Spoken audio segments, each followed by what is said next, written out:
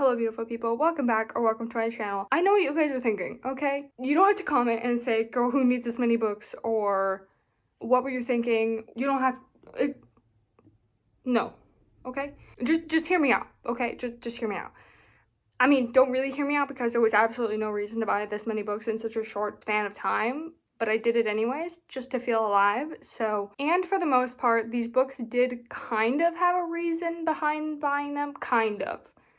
That's very loose kind of, okay? I'm gonna start off with some books that I did not buy for myself. I got them from one of my friends who bought them off of my wish list over on Twitch, and that is the 3 first books in Before the Coffee Gets Cold series. These are very cute. Also, I hadn't seen these in paperback before I put them on my wish list, so I'm very excited about these. I've heard really good things about them, but I've also, some people aren't really into them, so I guess we'll see. I'm very excited about these, and a big thank you again for the friend that bought them for me. Along with these, I also got The Art Thief from the same friend, and I'm very appreciative. These are very exciting. You might see those again. I probably will add them to my office bookshelves because that is the place that stream sees the most. And I'm very excited to get into this book, even though I haven't heard a ton about it, because I've been getting more into less popular books, I guess, which won't really show in this haul because a lot of these books are pretty well known on like BookTube and Instagram and whatnot. Next are the 4 books that I got while I was away in Europe in April. The first one being this cover of The Book Thief, which I hadn't seen before, and I do have my copy of The Book Thief literally right behind me, but this one just was so cute. I mean, the little like the girl dancing with death, I mean, I love that. And then I got this version of Babel. I think it's Babel.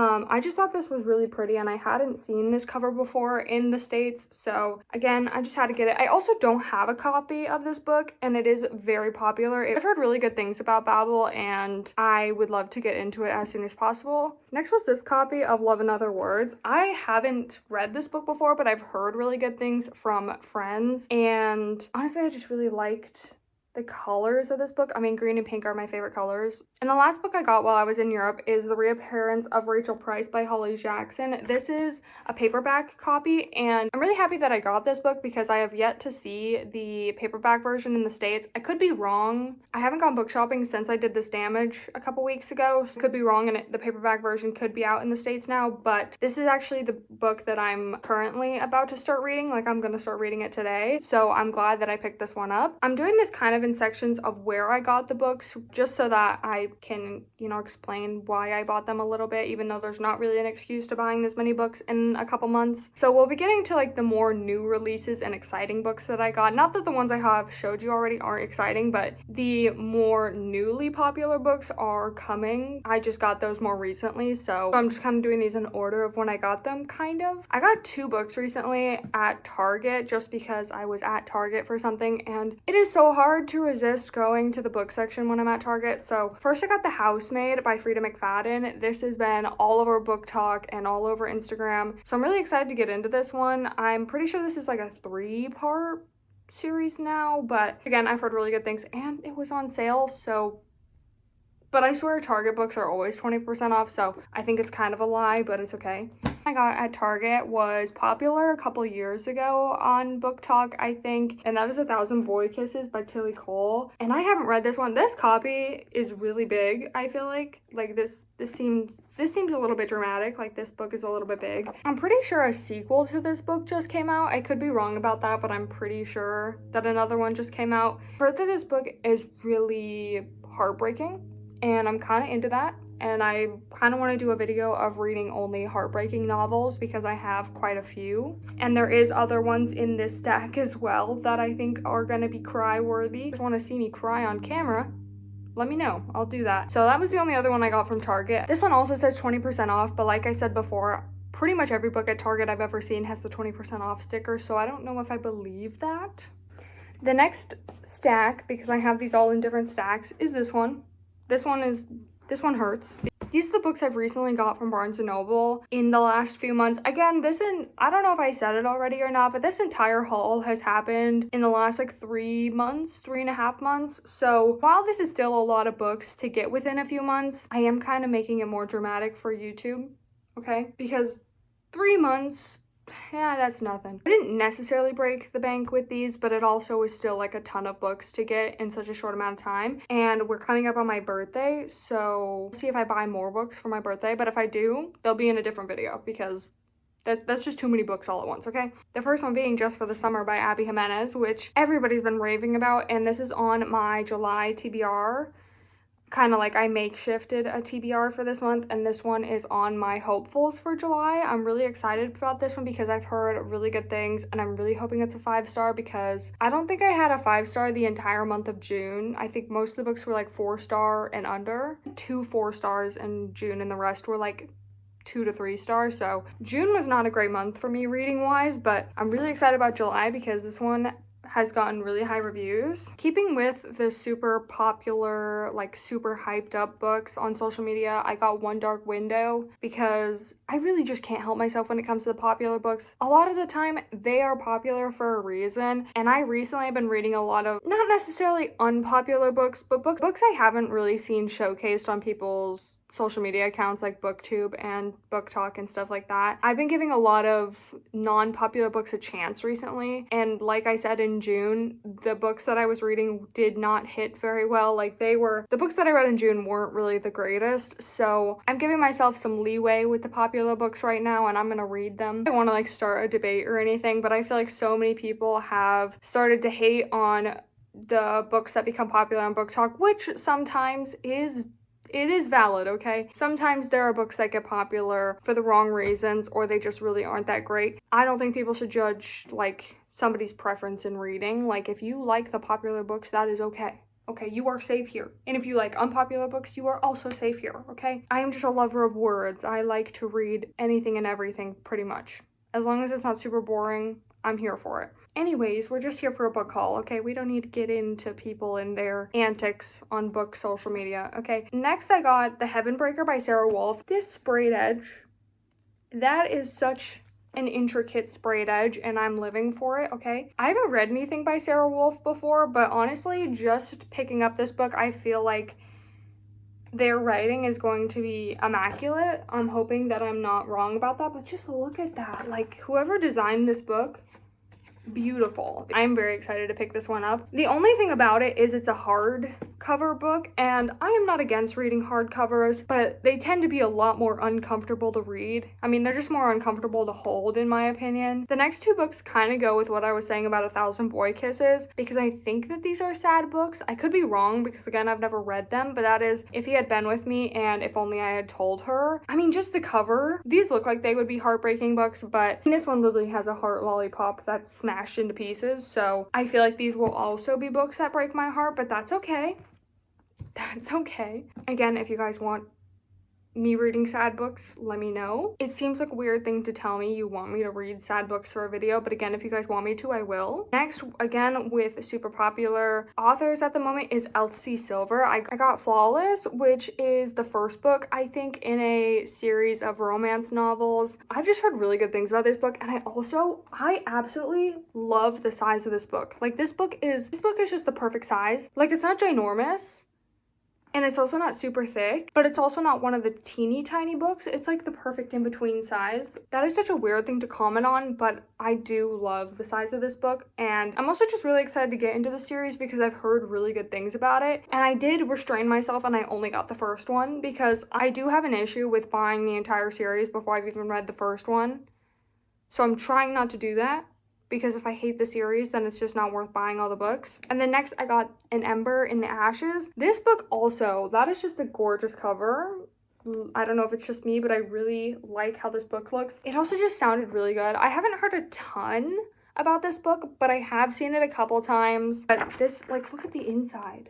Like, that is so pretty. Okay. I'm also trying to branch out with my authors this year and just try out new genres and see if there's things that I think should get the limelight in book talk and stuff. Sometimes during these sit down videos, I just talk about random shit, and I don't even know. Editing me hates filming me because I ramble on. Next, I got Blood Air, which I'm pretty sure, yeah, this is part of a sequel. I only got the first one. Again, I'm trying to stop myself from buying more than just the first one at a time. And then the last one I got from Barnes & Noble was Song of Silver Flame Like Night.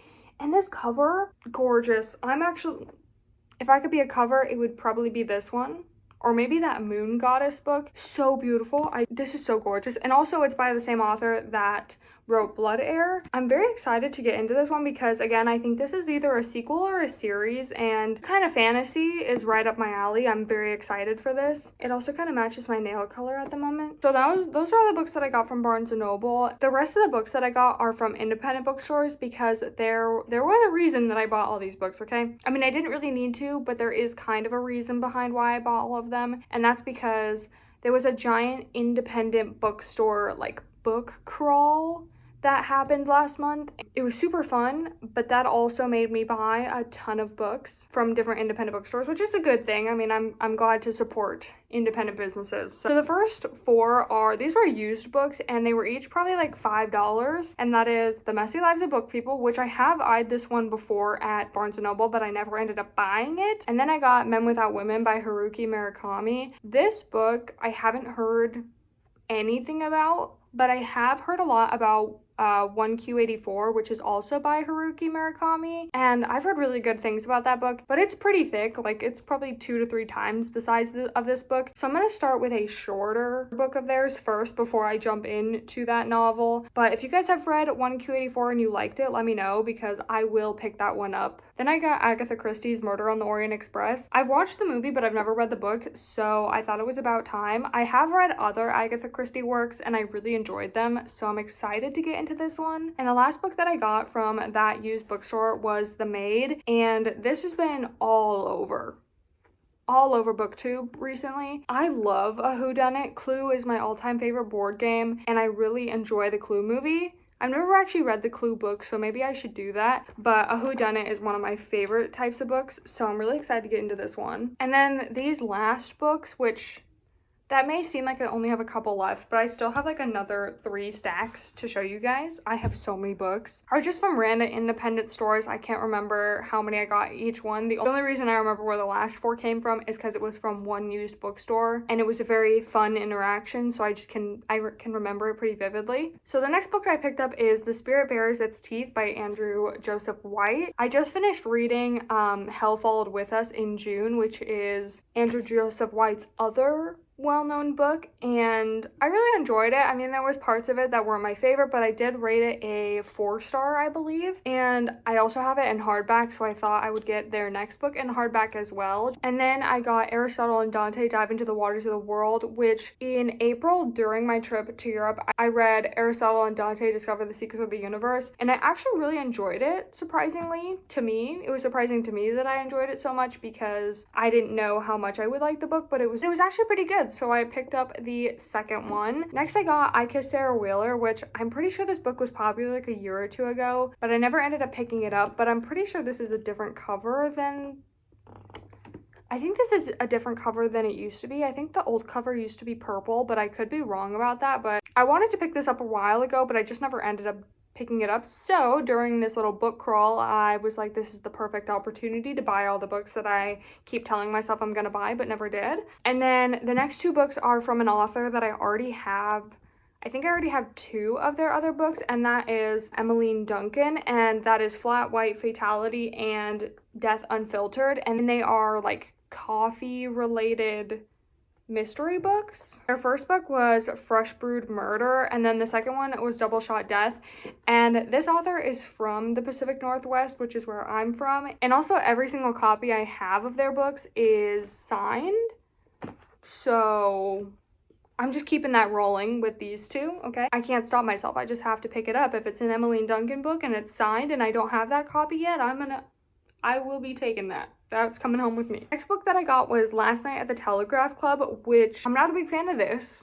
Okay, I'm not a big fan of the non-sticker stickers on books, but I have heard really good things about this book, and I also believe that it has LGBTQ plus representation in it, which we may be out of Pride Month now, but that does not mean we stop supporting the LGBTQ plus books, okay? I'm very excited about this one. This one actually sounds really good, and I will look past the ugly non-sticker stickers on it, okay? And the next one that I got, I don't remember how I heard about this book because I don't think I've seen it on BookTube before, is A Sweet Sting of Salt. I don't know that this book necessarily would have been something I would have picked out for myself, but I started to look more into this book last month and it sounded really good.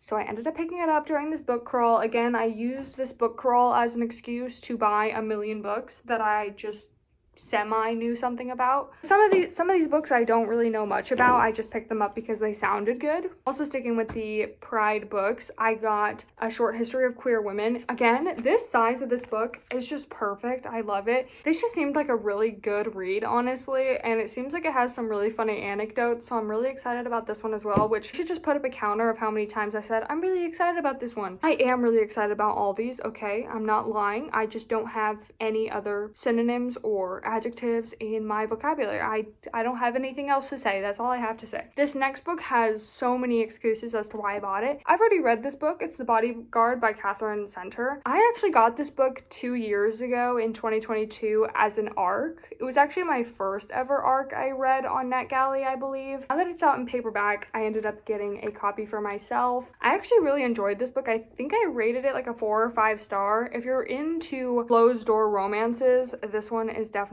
for you. I think it's really cute and I really want to pick up more of Catherine Center's works. Next, I got a retelling of Little Women, and that is Great or Nothing, and it's Little Women. It is the Sisters of Little Women, but set during 1942 when there's a war going on. And I am not somebody that usually reads books about war, but I really enjoyed Little Women and I love the movie and I absolutely adore retellings. So I'm gonna give this one a chance, even though I'm a little nervous about this book and how I will like it. This book was also written by 4 different people. I did not know that. I was just looking at this book and there's like different people on the cover, and then I was like, oh, there's 4 names at the bottom of the book. That is actually really cool. Okay, well, I'm really excited about this one. Next, I got a book that I was eyeing the entirety of May, and I ended up picking it up because I saw it on the shelf and I was like, okay, I've been eyeing it for a while. I feel like I should get it, and that is Don't Want You Like a Best Friend. And this is a LGBTQ plus historical romance because it's between Beth and Gwen. Yes, one of the main characters' name is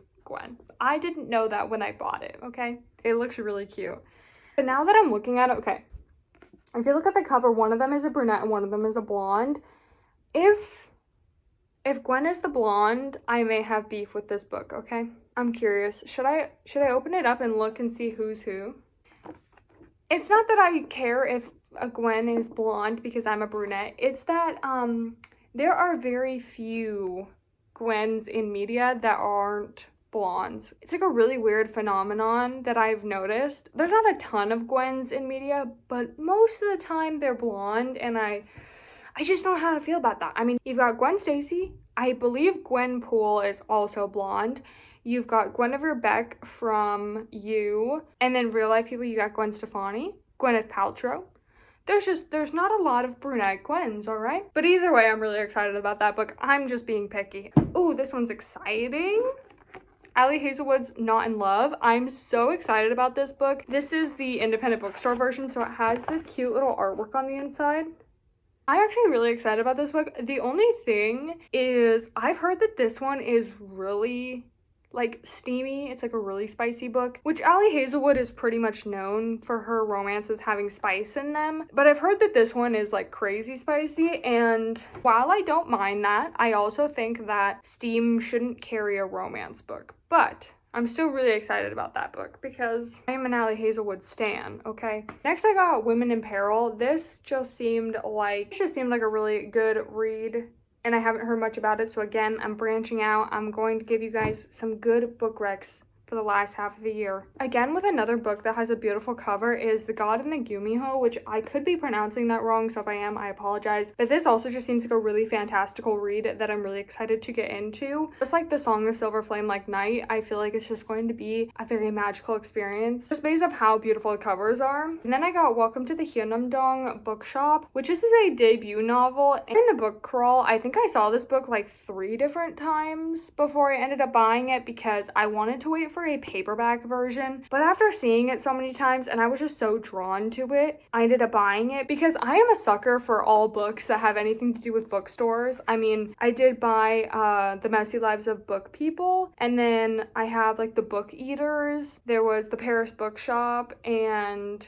Aria's Moving Bookshop as well. I'm just really drawn to bookstore books because it's just like the coziest form of inception, and I just absolutely love it. Okay, everything, I love all things books, so it's really not that surprising. One of the bookstores that I ended up going into was repping Octavia Butler really hard, and they even had like a sheet that kind of showed like, if you're interested in this, you'll like this Octavia Butler book and so on, but they didn't have the one that I wanted, so we ended up going to another store in the book crawl and they had the one that I was looking for, which is Fledgling. The person working at the bookstore that was repping Octavia Butler was highly recommending Octavia Butler's books, so I feel like this is probably going to be like a 4 or 5 star book just because of how much this bookstore was recommending Octavia Butler's books. So I'm actually really excited to get into this one, though I've heard absolutely nothing about it. And that's kind of like the beauty of going to a bunch of independent bookstores, is you find a lot of reads that you've never heard of before, but they end up being really good, and then you have something to recommend to people that they've probably never seen before, and I love that. And we're down to the last